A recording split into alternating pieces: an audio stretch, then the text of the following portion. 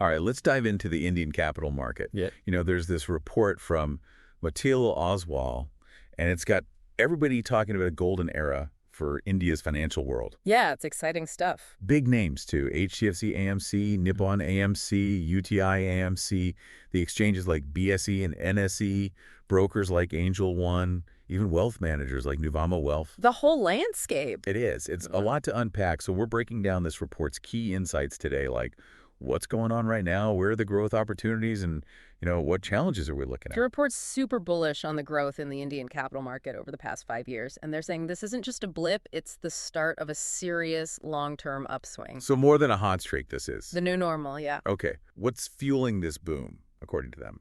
Well, it's a bunch of factors. Demographics are huge. India's got a young workforce, expanding fast, and a growing middle class. That means more money to invest, more potential. Right. The report actually predicts over the next decade, we'll see over 100 million new people entering the workforce and a similar number of households moving into the middle income bracket. That's an incredible wave of new capital. Exactly. But it's more than just people having money, right? I mean, the report talks about India's digital revolution changing things, too. Oh, absolutely. Things like eKYC for verifying your identity online, UPI for instant payments, account aggregation to manage your finances all in one place.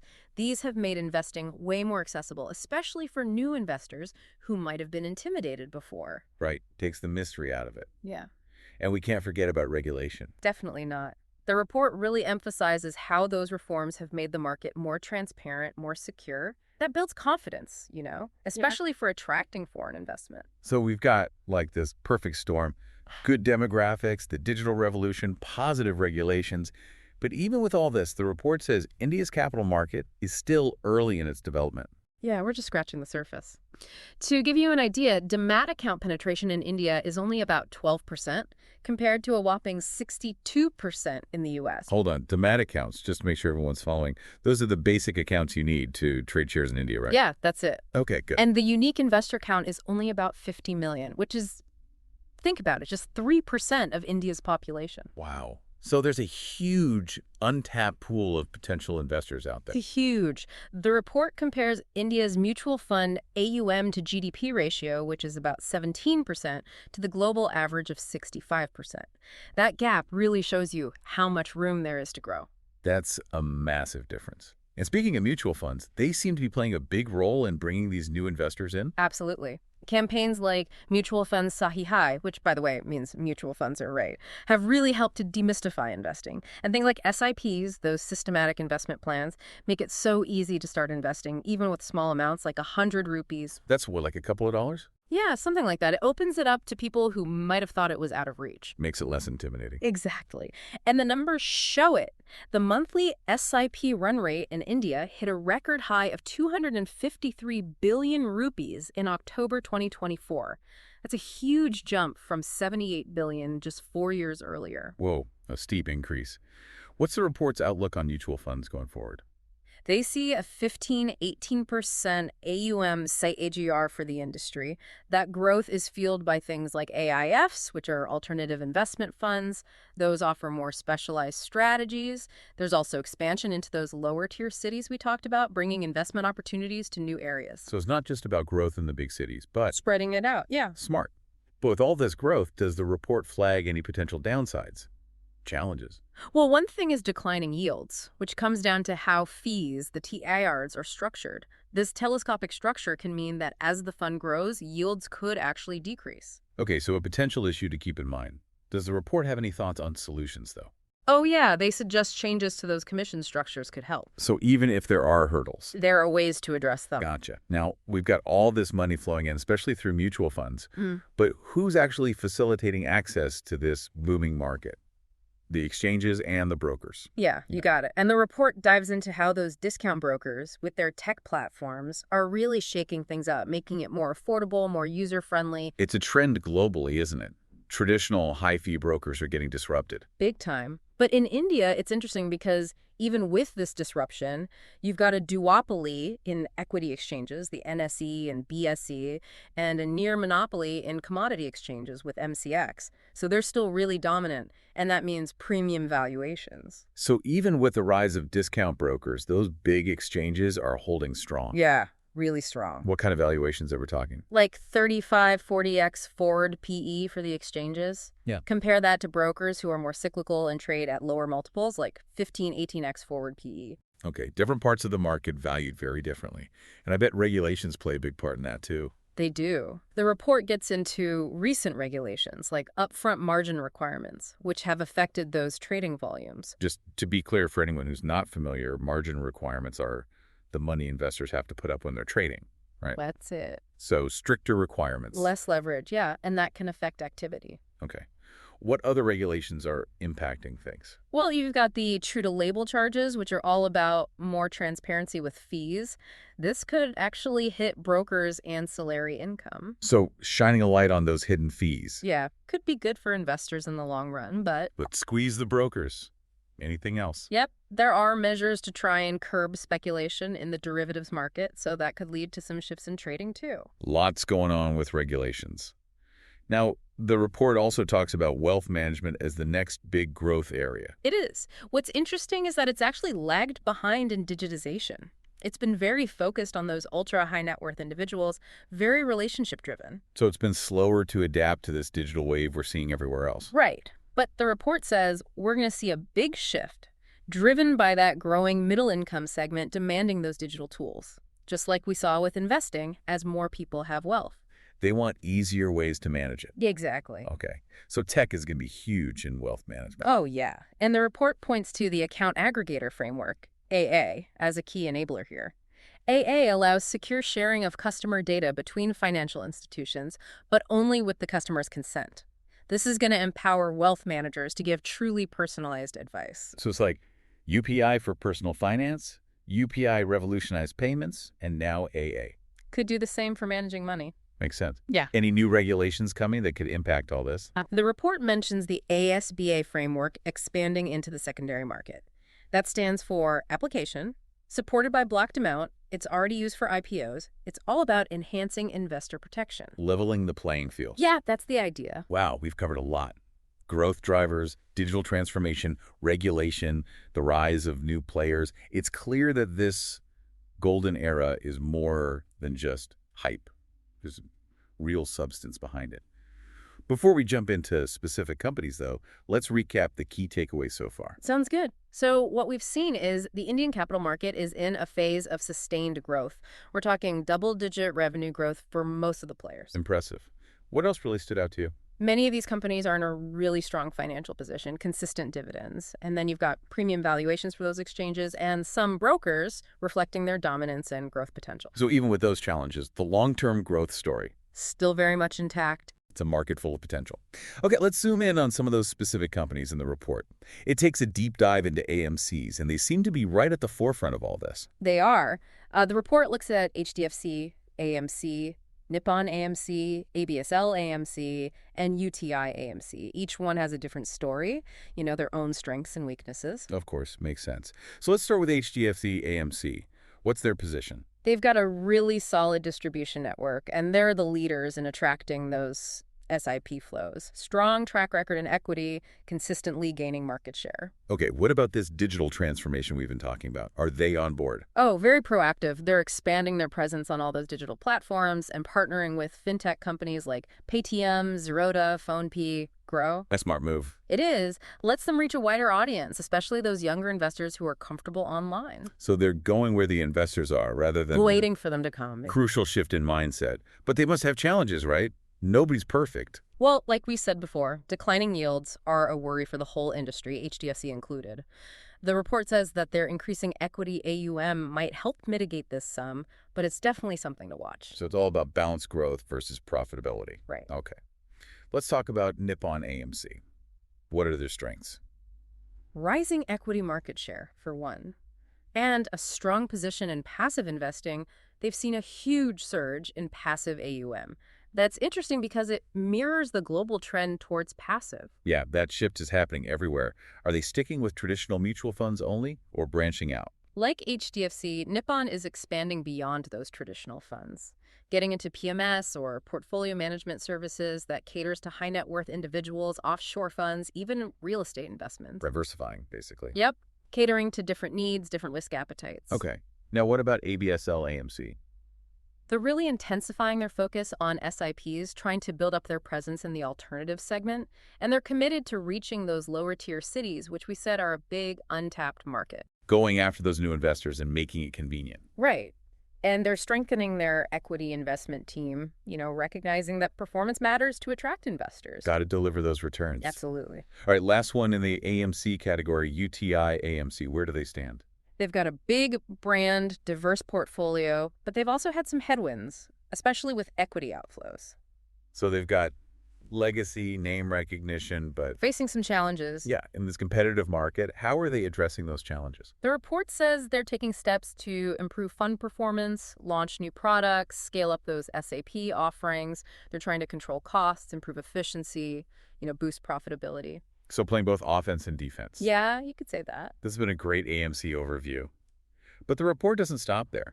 It also looks at other key players, like Angel One, a big broker in the Indian market. Oh, yeah. Angel One's growth has been amazing. A lot of that is due to their digital-first approach and their focus on tech innovation.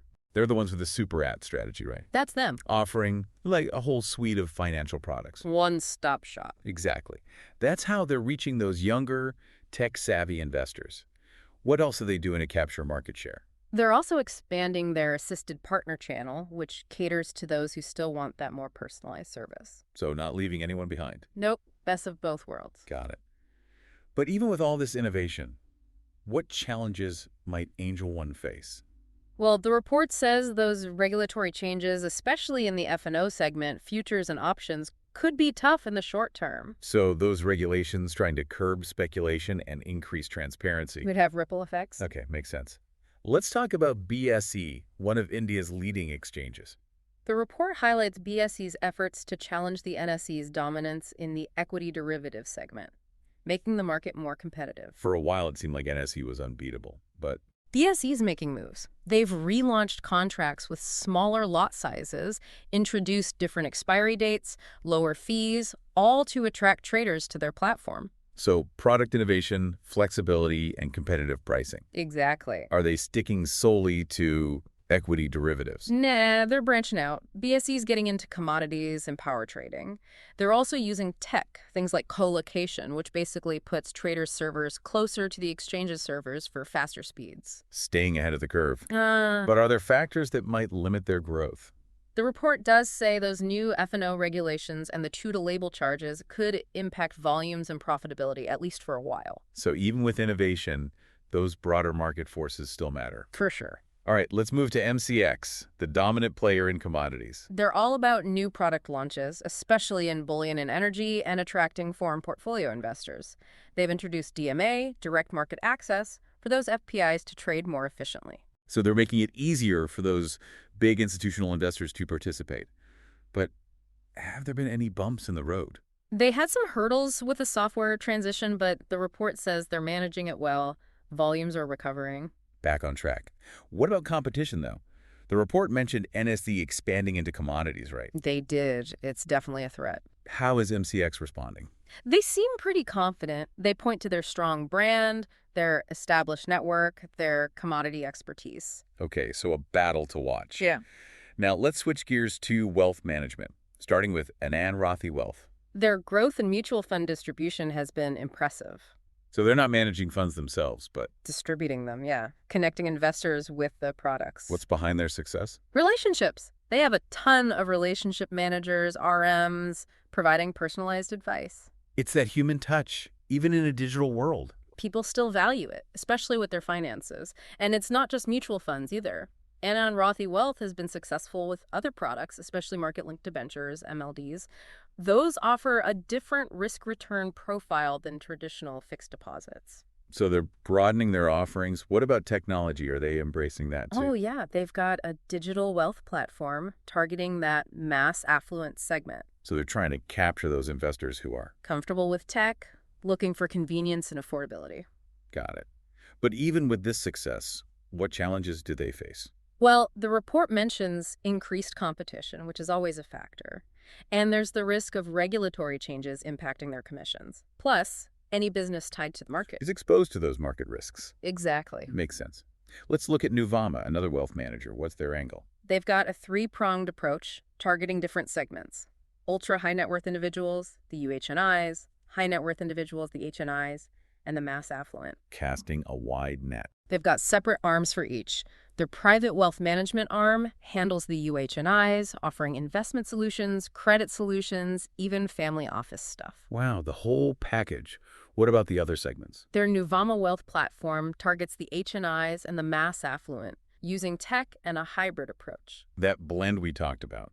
Digital tools and personalized advice. Yep. And to round it out, their capital market segment that includes investment banking, institutional equity, custody, clearing provides a stable revenue stream. It's diversified. What's the outlook for them? The report sees big growth potential, especially in wealth and asset management. They're also expanding geographically, tapping into those lower tier cities. So they're riding those growth waves. Definitely. Okay, before we move on, let's touch on 361 WAM. They're big in the UH&I space, right? They are. The report highlights their innovative products, personalized service, and their expertise in alternative investments. Catering to those high-end needs. Yep. And they're expanding both domestically and internationally, trying to reach those H&I clients too. So expanding their reach. But are there challenges with that?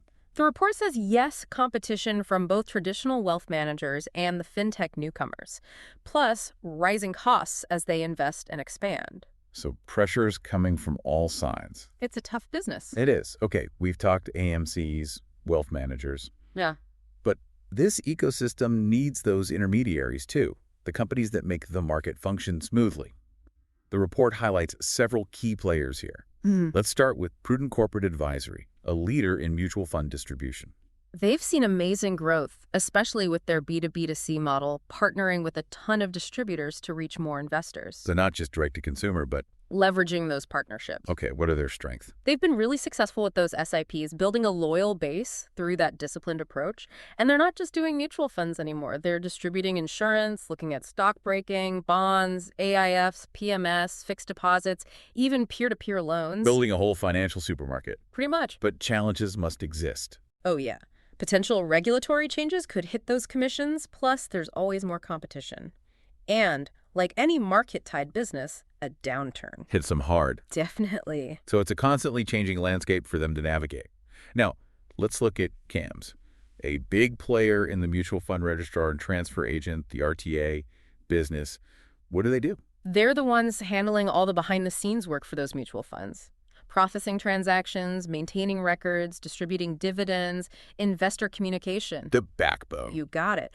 And they've stayed dominant by staying ahead of the curve with tech and expanding their services. How are they using tech specifically? Their digital initiatives, particularly their CAMS Pay platform, are getting traction in payments. They're also branching out into KRA, that's KYC, registration agency, insurance repository, account aggregation. Building a bigger ecosystem. Right. But competition. Always competition. It's there. They're facing potential disruption from those fintech companies, and there's always the impact of regulatory changes. So agility is key. Now, KFin Technologies, another RTA player, how are they different from CAMS? They have this platform as a service model, providing comprehensive solutions. They're not just processing, they're offering tech and service solutions. So a more holistic approach. Yeah. And they're expanding beyond mutual funds into AIFs, pension funds, insurance, even going international. Global ambitions. They do, but they've got competition in that RTA space, plus potential regulatory changes, which could impact their pricing. Makes sense.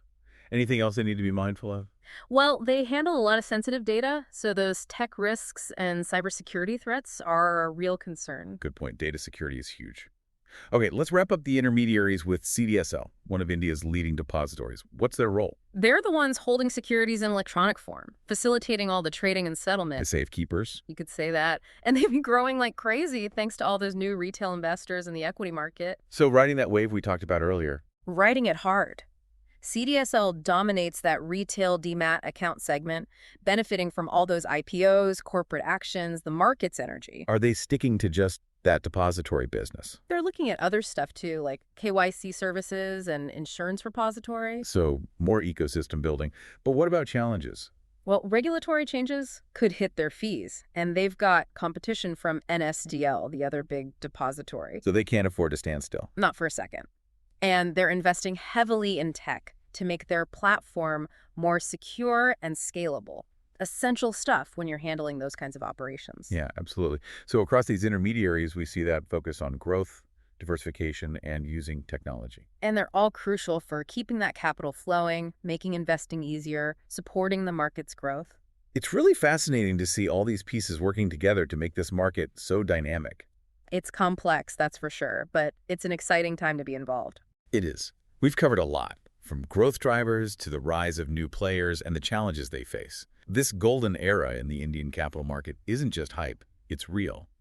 But it's also complex and ever-changing, and investors need to be aware of both the opportunities and the risks. Couldn't agree more. It's clear the report's incredibly optimistic about the Indian capital market. They paint this picture of a golden era fueled by demographics, digitization, supportive regulations. Yeah, they're definitely bullish, but no markets without risks, right? Mm. Does the report address any potential headwinds that could, impact this growth story? Oh, absolutely. One big one is the potential impact of regulatory changes. We talked about how those new regulations, especially in the futures and options segment, the F&O segment, could hit trading volumes and profitability for those brokers and exchanges. Right, so those regulations designed to curb speculation, make things more transparent? Could actually hurt some players. Interesting. And the report goes even deeper. It points out that the regulatory landscape in India is always changing, so future changes. More uncertainty. Exactly. Is there anything investors or companies can do to navigate this constant change? Stay informed, be adaptable, and think long term. The report emphasizes that these changes, even if they're disruptive in the short term, they're often aimed at making the market stronger, protecting investors in the long run. So it's about trusting the regulators in a way to create a more sustainable market. Yeah. But regulation isn't the only challenge. The report also talks about competition heating up. Oh, yeah. As the market grows, it's attracting new players, both from within India and internationally. Everyone wants a piece of the pie. Like a gold rush. Hmm. How does this increased competition impact the existing players? Well, it puts pressure on margins, forces them to innovate, differentiate themselves. Like survival of the fittest. Pretty much. So for investors, how do we identify those companies that are going to be the winners in this competitive landscape? Look for companies that are actually walking the walk when it comes to innovation, not just talking about it. The ones investing in tech, expanding their products, building strong brands.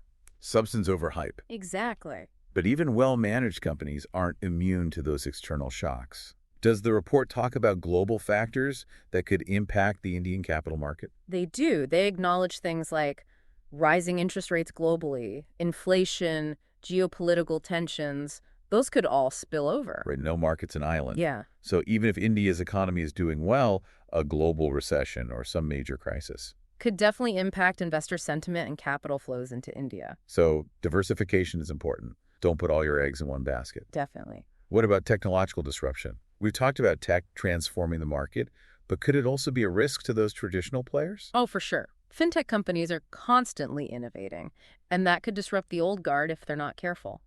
Existing players have to embrace tech, adapt. Be proactive, not reactive. Exactly. But let's not forget the human factor investor behavior.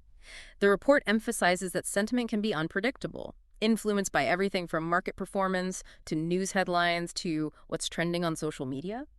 Yeah, it's like trying to predict the mood of millions of people. Right. How do we make sense of that? Understand that markets are driven by both rational and emotional factors.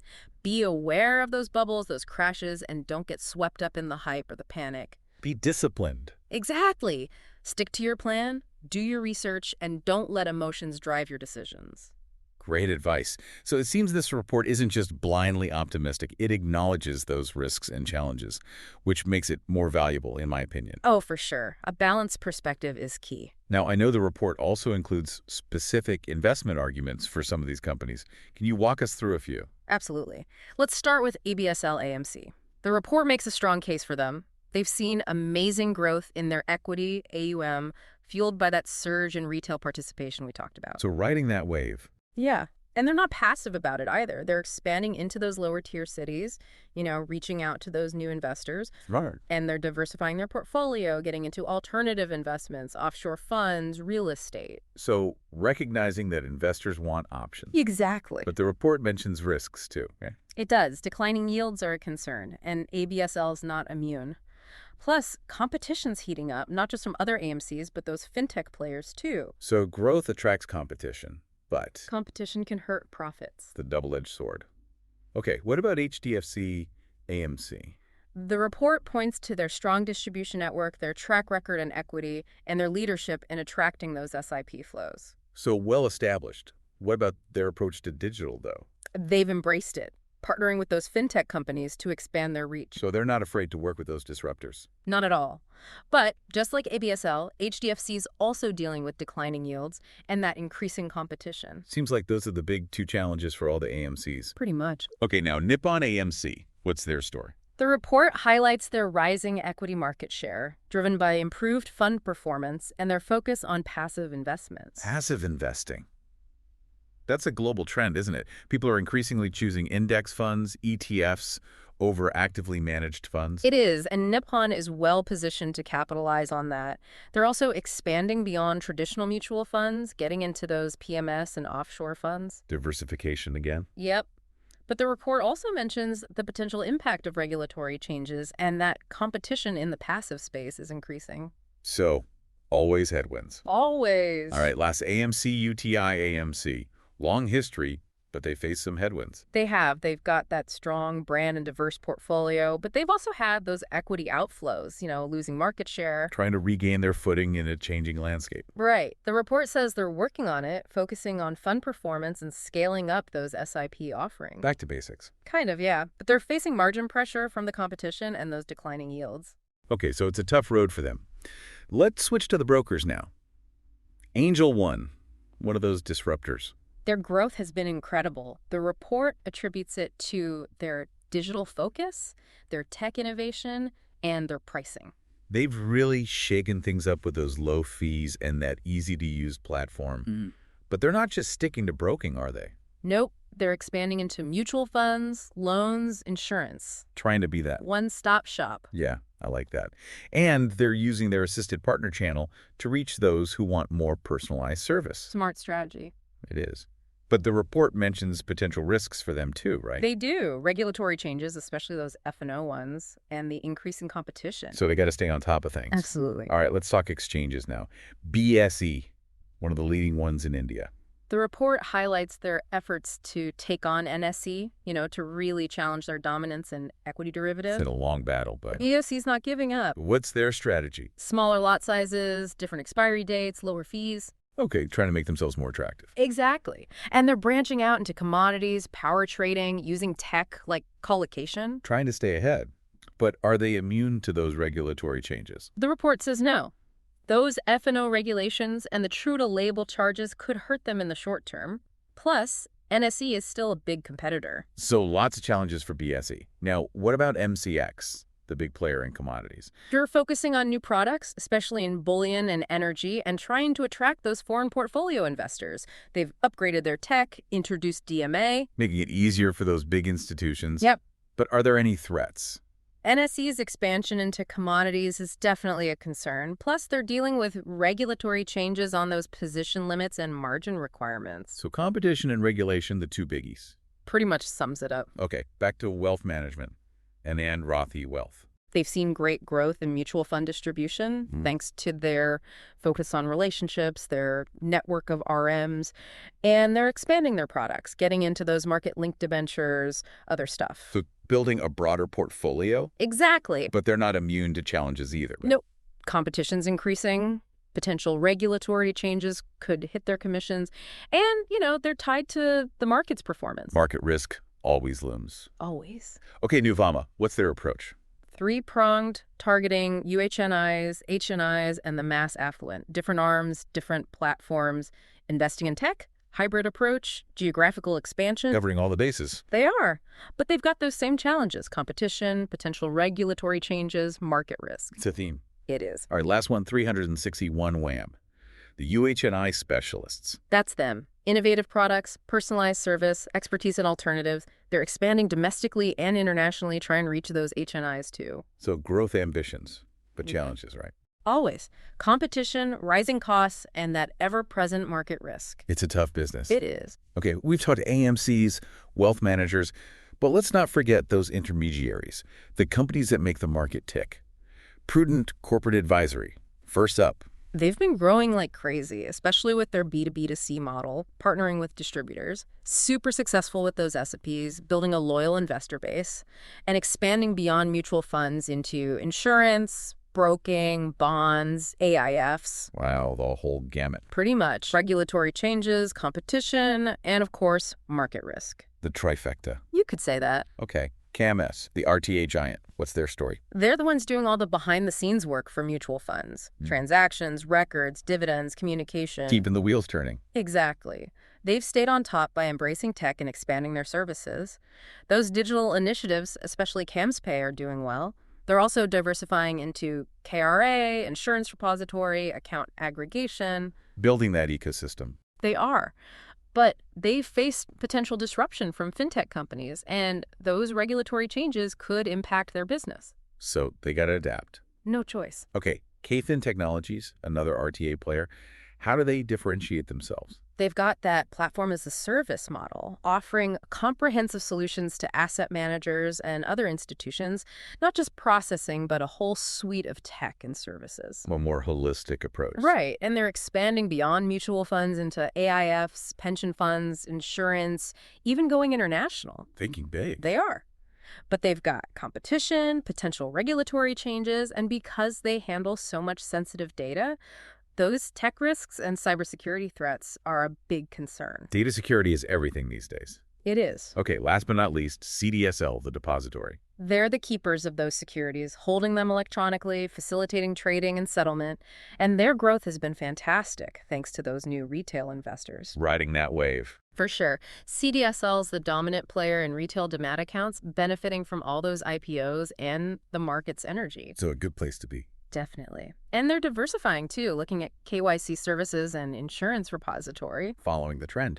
But what about challenges? Well, regulatory changes could hit their fees, and they've got competition from NSDL, the other depository. So always pressure to perform. Always. And they're investing in tech to keep their platform secure and scalable, essential in their line of work. Absolutely. So across all these intermediaries, it's that same story: growth, diversification, tech adoption. Yep, they're all playing a crucial role in making the market work. It's amazing to see how it all fits together. It is. Now, we've talked about the risks and opportunities for specific companies, but I'm curious about the report's overall investment recommendations. Didn't they assign buy ratings to some of these players? They did. HDFC AMC, Nippon AMC, ABSL AMC, UTI AMC, Angel One BSE, and 360 OneWham. But, you know, these are just their recommendations based on their analysis. Investors should always do their own research. Exactly. Of course, of course. But it's still interesting to see who they're bullish on. Are there any common threads among these buy companies? I think the emphasis is on those companies that are embracing digital transformation, expanding their offerings, and really positioning themselves for growth. So not just riding the wave, but shaping it. Yeah, that's a good way to put it. Now, what about valuations? What insights does the report give us on how the market's valuing these companies? Well, they do provide a snapshot of current valuations, and it's interesting to see those differences. For example, those exchanges, with their market dominance, they're trading at premium valuations, much higher multiples than brokers. So even though brokers are disrupting things, the exchanges are still seen as safer, more stable. Interesting. NAMCs, despite those declining yields. Still trading at high multiples, reflecting that optimism about their long-term growth. So investors are betting on the future. They are. And it just shows you that valuations are all about expectations. Yeah. Expectations about growth, profitability, risk. So looking beyond the present. Exactly. We've covered a lot in this part of our deep dive. Those potential risks and challenges, specific company analysis, valuations. It's clear that while the Indian capital market offers tremendous potential, it's also complex, and investors need to be aware of the full picture. Absolutely. Opportunities and risks go hand in hand. You know, as we've been going through all these companies, what really strikes me is just how big the opportunity is in the Indian capital market. Yeah, it feels like we're watching a financial revolution unfold. The report even compares India to other, more developed markets. What's the takeaway there? They point out that India's market capitalization to GDP ratio, while it's growing fast, is still way lower than places like the US, the UK, China. And when you think about India's population, huge, and growing the rising middle class, that rapid digitization. It's a recipe for massive growth. This golden era feels less like a maybe and more like it's going to happen. Exactly. So For investors wanting to be a part of this, what should they be watching? Well, the report highlights those SIPs, the systematic investment plans. They're a major driver of that retail investment. Making investing accessible to everyone. That's the key. And that trend's only going to get stronger as more young people start earning and investing. What else is shaping the market? Technology, of course. We've talked about eKYC, UPI, account aggregation, but that's just the tip of the iceberg. It feels like we're just at the beginning of a tech revolution in finance. We are. The report predicts AI, blockchain, cloud computing. All of that's going to play a bigger role in things like managing investments, assessing risk, even preventing fraud. So tech is making things easier, but also, Safer, more efficient. yeah, that's crucial, especially for attracting that foreign investment. Okay. This all sounds super exciting, but as we wrap up, what's the key takeaway for our listeners? For me, it's that India's capital market is at a turning point. Everything's lined up for growth, but you got to understand what's driving it to really succeed. It's not just a quick win, it's a long-term shift. And while the report's optimistic, we have to remember those risks and challenges. Regulations, competition, the global economy, tech disruptions. Being aware is key. So knowledge, adaptability, and that long-term view are crucial. Couldn't agree more. This has been a fantastic deep dive. I hope you've all learned something about this exciting market. It's been a pleasure. Thanks for joining us. Until next time, keep learning, keep exploring, and keep diving deep.